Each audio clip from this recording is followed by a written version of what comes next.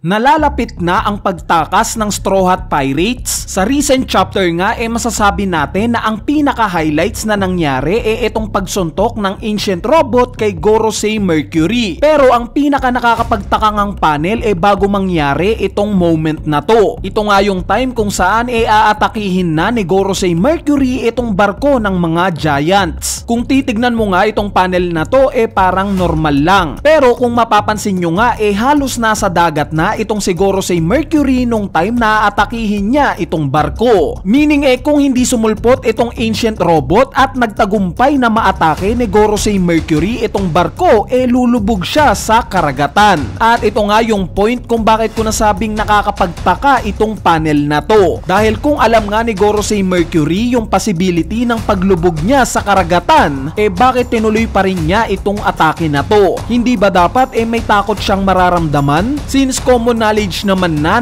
ang mga Devil Fruit users hindi nakakalangoy sa dagat, o ang rason dito talagang hindi matatakot si Gorosei Mercury since in the first place hindi naman talaga siya Devil Fruit user. So until now nga hindi pa rin kinukumpirma ni Oda kung Devil Fruit users ba itong mga Gorosei o hindi. Nung time nga na inintroduce itong mga beast forms nila binigyan nga lang sila ni Oda ng pangalan base sa kung ano yung transformations nila. Kaya naman mapapaisip nga tayo kung itong panel ba na to na matapang na pagtalo ni Gorosei Mercury sa dagat ang confirmation na hindi talaga sila Devil Fruit users. Bali sa mga curious nga kung ano ba talaga itong mga Gorosei at kung paano ba talaga sila matatalo may ginawa na nga tayong theory patungkol dito. At ito nga yung The Red Paradox. Sa mga hindi pa nga napapanood itong video na to I suggest na panoorin nyo na. Ilalagay ko na lang yung link sa description sa ibaba. So sa video nga na to tinalakay natin yung koneksyon ng One Piece Film Red sa mga possible na mangyayari sa Egghead Island arc. At recently nga may tumama na sa video na to. At ito nga yung patungkol sa Broadcast Snail. Since similar nga sa ginamit ni Yuta sa Film Red, ganito nga rin yung itsura ng Broadcast Snail sa loob ng mismong Ancient Robot na nagbe-broadcast ng announcement ni Vegapunk sa mundo. Ni-reveal nga yan sa latest chapter. Kaya naman kung may time nga kayo i-check nyo na itong video na to. Anyway, ngayon mapunta naman tayo sa part kung saan nagkaroon ng laban sa chapter na to. Ito nga yung combined attacks na ginawa ng grupo nila Bonnie para mapatalsik palayo itong si Gorosei Mars. Kung i-analyze nga natin yung atake na ginawa nila Sanji, Franky at Bonnie masasabi nating dalawa sa kanila ang gumamit ng haki. Sila Sanji at Bonnie. Si Bonnie nga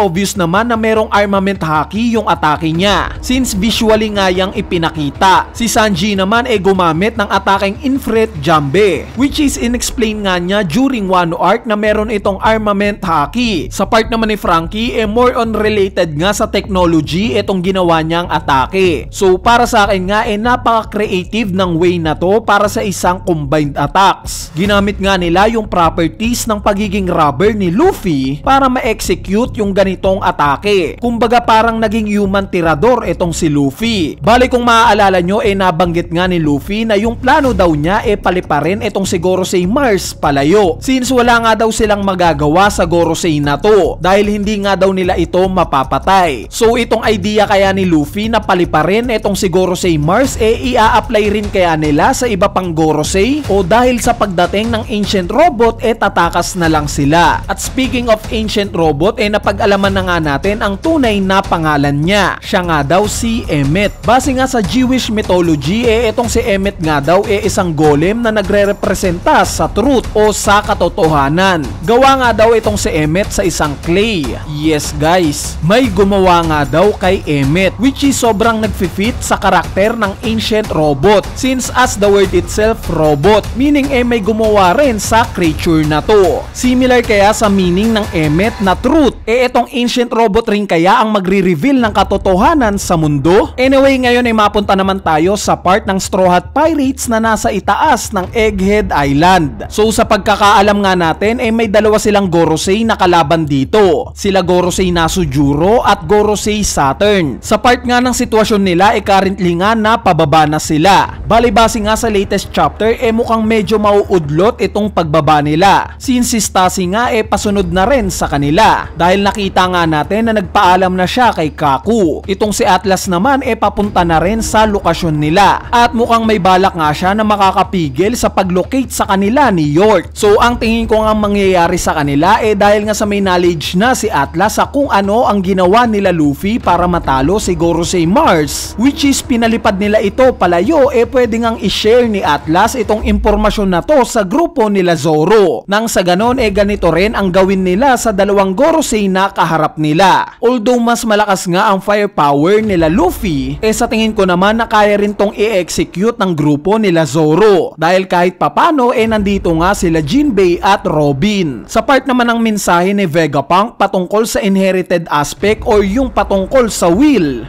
obvious naman na may relation ito sa Will of D. Although naputol nga yung mensahe ni Vegapunk patungkol sa Will of D sa mga recent chapters, mukhang may foreshadowing nga na ibinigay si Oda patungkol dito. At sa pamamagitan nga yan ng cover page. Dahil ang cover story nga sa chapter na to si Yamato. Kung saan nakita nga nating hinihate siya ng mga kabataan dahil sa pagiging anak niya kay Kaido. So sa scene nga na to biglang bumalik sa alaala ko yung scene nila Roger at Garp. Kung saan nung time nga na to sumuko na si Roger. At nung malaman nga ng mga Marines na may anak si Roger, bigla nga itong pinahanap at pinapapatay. So dito nga nabanggit ni Roger yung patungkol sa kasalanan. Sinabi nga niya na yung kasalanan daw ng mga magulang hindi kasalanan ng mga anak. At ito nga yung nagtatranslate ngayon kay Yamato. Since yung kasalanan nga ng tatay niyang si Kaido hindi naman niya kasalanan. Pero still hinihate pa rin siya ng mga tao. So ano ba ang koneksyon neto sa inherited will? Sa tingin ko nga ito yung mensaheng gustong ibigay ni Vegapunk na yung mga taong may letter D sa pangalan na nagsasuffer ngayon walang kasalanan sa ginawa ng ninuno nila 800 years ago.